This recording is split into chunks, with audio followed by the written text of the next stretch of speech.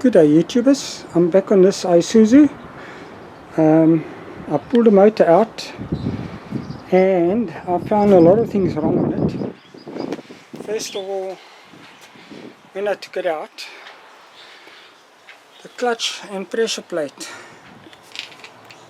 you can see the clutch plate, these holes in my finger is where the bolt's supposed to be. That one over there and that one over there is where the bolts must pull it fast.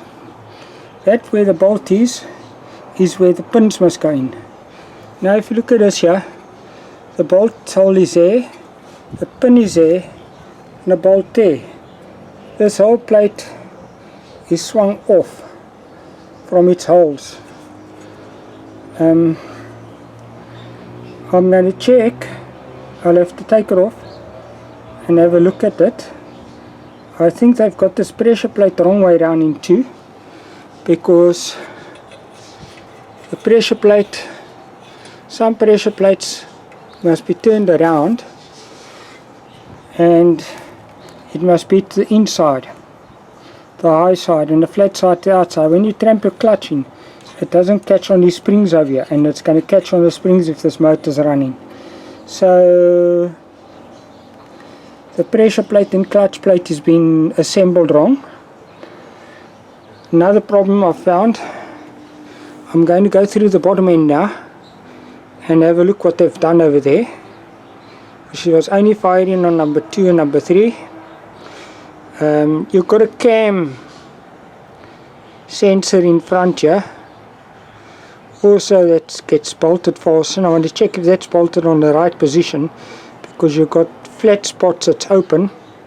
Every time she goes past those flat spots, it's a brake, and if that is not in the right place neither, she won't either run properly. The whole bottom end is full of silicone. The sump splash plate to the bottom is full of silicone. The oil pipe, pickup pipe, is all along full of silicone. The pickup's got some silicone in. You can see the sump gasket has been peeled with silicone. There's a gasket there and it's all been peeled with silicone. The sump has got silicone line inside. So I'm going to drop this motor down quickly, take the flywheel area off, drop the motor down. There's a valve plug over here, and they've got also silicone and some piece of metal stuck onto it to try and block it. I don't know what they've done there neither. I'll have to check that. Here's a lot of things on this motor being assembled wrong. So unfortunately I can't get into my garage to the workbench because I've got this vehicle also standing here, the combo, which I'm busy on.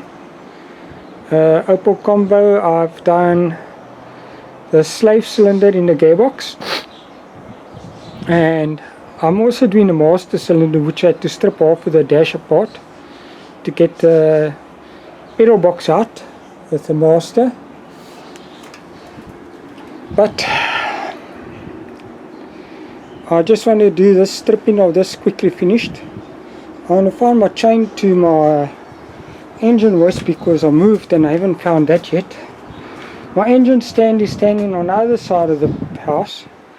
I can't get it around here because that's got to also go into the garage, but I haven't got space. So I'm going to show you this just now. I'm going to pull in the bearings and the pistons out. I just want to take that pressure plate off, and then I know I'm working here with sandies, but everything's going to get washed off. Assembly work will be done in this garage because by tomorrow I'm getting the parts for this combo. I must just assemble here where the gear change must go in, because I want to put some oil in there. pull everything forward, and I put new engine mountings, gearbox mountings in the front and the back one as well. Pull a subframe in, put the gear change in, and then also I want to get the slope cylinder in, the master cylinder. The slope I've already done. So the slope must come in there, the pipes at the bottom there, and the slope sits under the dash. Pedal box is over here. I've got to get this pedal box in. So I replaced these mountings. This is the rear mounting. It's all been ripped. You can see it's all gone. Insides are gone. This one over here, all it's ripped apart as well. It's supposed to have centers in. This piece here comes into that one. And these pieces come into this one over here. It's supposed to be looking like that, all in one piece. Not in pieces like that. So that I've replaced.